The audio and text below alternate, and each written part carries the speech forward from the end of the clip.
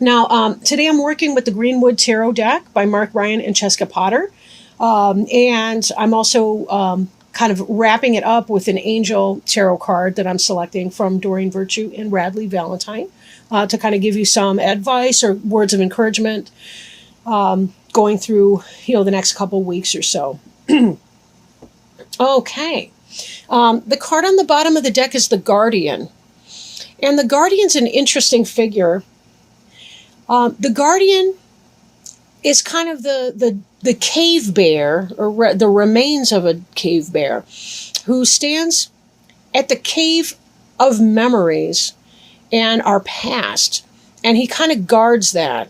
And he really has to do with going deep within and learning our life's lessons, healing from our pains, healing from our hurts, and being able to overcome past negativity, learning the lessons from the past, releasing negativity from the past, things we could or could not control at the time, and really doing a lot of that work.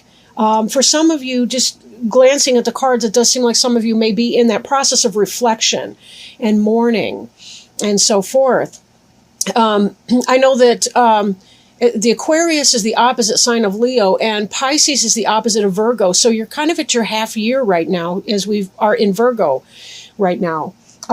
So for some of you, it may be that you're doing that kind of reflection piece. You're sort of at the center point of your personal wheel of the year and trying to figure out what you're going to do for the remainder. We're also in that harvest cycle right now. And as we are going into the dead of winter, there will be even greater reflection, most likely for you. Most of us, when we approach our birthday, we're looking at the reflection of our previous year and taking away the lessons from that so that we can set our intentions for our brand new year to start. So some of you may have begun that reflection a little bit early. And that's very natural for you at this half point on your wheel. Covering you is this celebration energy. Four of Wands is wonderful. In some decks, it represents a wedding, but it can simply be that we've got a lot of harvest festivals going on, a lot of summertime fun, friends getting together, going out on the boat, corn and strawberry festival's way over. Cherry season, is passing behind us. We've got a lot of corn and tomatoes ripening right now, and fresh fruits and vegetables, all kinds of greenery. So this really is a wonderful time of year for that. Crossing you right now, in spite of the Guardian and in our sometimes we have fears of looking within, is this breath of life. There's a part of you that really does feel invigorated and rejoicing, and you're full of intent and purpose. Ace of Arrows is about air, right? It's the element of air, so it does have to do with intellectual things, communications, thoughts, success and victory in things, but breathing new life in a project. Maybe there's something that you put down, like a book that you were working on, or some sort of a project in some way, and that you're going to feel that resurgence, maybe get some new ideas and come back to that project. Or maybe you're going to begin a new project, but that's part of that. Sometimes people get that kind of inspiration this time of year because they're already thinking about, over the winter, they're crocheting and knitting the family a bunch of things, or whatever that is that you do, that's your personal interest. But definitely, you've kind of had that, you're kind of getting a little spring in your step, I would say, with some things, in spite of the reflection. Behind you, I'm kind of going a little bit out of sequence right now, is the Seven of Cups, the Morning card. In some decks, the Seven of Cups is about choices. But let's not forget that when we do make a choice between a bunch of different things, it means that we have to let go of the 6 other cups that we cannot accept at this time. So there is a sense of loss that comes from that. Not necessarily even a big, huge sense of loss. But then again, for those of you that have been in this Guardian energy and been really reflecting on past relationships, family members, friends, ex-lovers, what have you, letting go can be very, very difficult. Mourning can also be that sense of a harvest in a way, right? We have our own personal type of harvest. But this is, you're coming out of that phase and you're really feeling the breath of life now. And remember, life is given so much more context and meaning and purpose because things die, and we have that awareness of that. So some of you may have suffered a loss of a family member, a friend, somebody that you're close to, or a phase of life, or a relationship, or something along those lines. And that may be what that card is reflecting. Or simply the pain of making that choice and saying, there are all those choices I was unable to make at the same time. Now, crowning you, we have the Three of Arrows card, which is a jealousy card. So for some of you, it may be that, there's a little bit of jealousy going on, some kind of a third-party situation or a perception of a third-party situation. Beneath you, we have the Ace of Cups. The Ace of Cups is about new love, whether that's a love for what you're doing or a love for a person. I kind of think it may be the case that some of you are getting involved in a new relationship, and part of you is living in some kind of worry or fear. So be mindful of that. How much of that is real and how much of that is not, right? You do want to be very, very careful. Third-party situations, not fun. But in that position, it could be what's on your mind. It doesn't necessarily have to be what is, in fact, going to happen. We kind of need to let the plot out a little bit more. We may have more clarification in the mid-month reading that I do later, too. Hard to say. But it does look like, along with this breath of life, you may have met somebody who's, is a breath of fresh air for you, and that you're feeling some kind of love and so on. And Pisces can be a very, very romantic suit. Being water signs yourself, you tend to be very in touch with your emotions and good with that. You are leaving something from your past behind you, but there is that element of jealousy that could be there. So be very, very careful. Be careful that you're investing wisely into this person or persons or what have you. This Two of Wands in your future has to do with making a decision, right? You're looking out, you're surveying the situation, and you have to make some kind of a decision. I think for some of you, it's a head and heart decision. Your hesitation may have to do with, is this player energy right here? What's that all about? If this is player energy, do I really want to get involved with that, even though I like how he or she makes me feel? Is that enough? Is that what I really want right now? Some of you may have met a person at a festival or through friends, celebrating around the bonfire, at the beer garden, at, whatever kind of event was going on. And you're in a place where you're ready to fall in love and so on. And, is that in your best interest right now to do? Not really all that sure. Not really sure. I kind of want to stop by the King of Stones right now. King of Stones would be the earth element. That would be your Taurus, Virgo, or Capricorn, potentially. Although I don't generally read reverse in this particular deck, the book isn't even set up to discuss it. In the reverse position, though, it did come out that way. I put it down upright. But I think for some of you, it could be this King of Stones might be the kind of a player energy in your environment. So again, be very careful here. Your jealousy that you might be feeling up here could in fact be intuition warning you off of something. Now, it's difficult to tell really, but we have a final outcome card that I'll get to in a little bit here that makes me kind of concerned that some of you might be having a summer fling, and that's okay if you know how to contextualize it.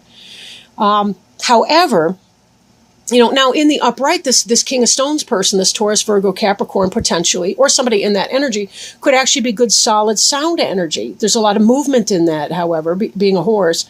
So it has to do with solid. It has to do with work and travel and communication and, all these kinds of benefits and so forth. But I think for some of you, it may bring some heartache with it. And this is going to be the crux of your decision making is, can I take it as it is, or do I need to clear the way for a more steady type relationship to come in? Now, the card representing you also wanted to come out in the reverse. It's the Page of Cups, which is not surprising whatsoever, in that Cups being a water sign, that's a Cancer, Scorpio, or Pisces, such as yourself. The kingfisher is a very beautiful bird. They are a deep diver. They dive down for fish and so on in the water. And you'll notice that right here, the kingfisher has in his bill, or her bill, has a a fish in the cup. So this is a solid offer. I feel like you are making a solid offer in a relationship, a beginning, a brand new beginning in love. But I think that with our horse reversed here, that you may be peddling your fish in the wrong market, I guess, to complete the metaphor. Some of you may be engaged in somebody who's not going to be solid for you. And that's a little bit worrisome. Hopes and fears. You have your Page of Wands here, represented by the Stoat. On the one hand, this could be positive. The Wands could be a fire sign, right? Aries, Leo, Sagittarius. A new beginning, a communication of an action that is coming in. The potential for a new family. You see there's a baby, stoat. Stoat is related to weasel, however. So I think some of you may be fearing some weaselly energy from somebody, like some manipulation, some shifty type thoughts and behaviors. And I question if that's the case, that maybe your jealousy or your third party, the thought that a third party is on your mind could be intuition that's coming into bear here. Your final outcome card here is Six of Stones. And the Six of Stones in this deck is exploitation, right? That has to do with someone taking advantage of you. And I think that may be what you're kind of fearing, is that you're feeling all kinds of way. You've got the Ace of Arrows, you've got the breath of life and the waters of life coming on, right? You're feeling all of this beauty in relationship here. You're this Kingfisher person, right? But the Kingfisher is actually, there's a story behind the Kingfisher that has to do with doomed love. And the person fell in love with some god's daughter, and then he was turned into a Kingfisher kind of as a punishment. And remained true. This was a true love person. But here you have this exploitation in your final. I almost feel like it's a party for one, in a sense. And, I don't mean to be a bummer or something like that with that. But some of you need to be very, very careful, right? You've been through this before. That's why this guardian at the cave is there and present. And I have to point out that the ancestor that's right underneath the guardian at the bottom of the deck is suggesting that you have been through all of this before. I think this person may be a karmic lesson for you. And how you decide what your decision winds up to be has everything to do with whether or not that Six of Stones exploitation is going to come to pass. Because note that anything that says it's in your future does not have to come to pass. It really does depend on you.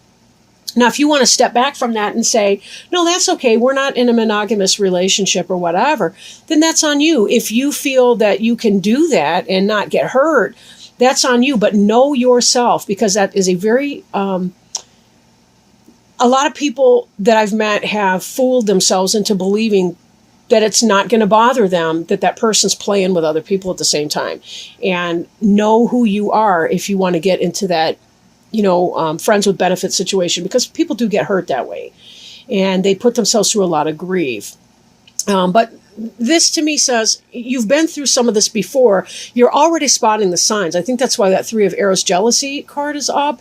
And so just be mindful of that. I don't think that this would be coming up if you were one of those that was okay with just having a casual fling with somebody, a friend with benefits with somebody that was playing around with other people. So whatever it is that you choose to do, be very, very careful that you're being respectful of yourself and your own needs.